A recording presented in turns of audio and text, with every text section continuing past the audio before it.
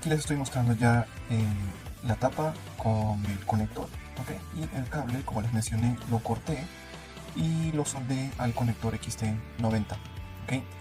Está igual bastante sencillo, tuve bastante cuidado con la polaridad, ¿ok? Al otro lado le conecté el cable y verifiqué que obviamente el cable de color rojo, ¿ok? Esté conectado en el polo positivo, ¿ok? Y el cable de color negro esté conectado en el polo negativo. Voy a dejar esto por aquí, y lo que voy a hacer en este momento es solamente de forma preventiva voy a colocarle un poco de la grasa, ¿ok? Grasa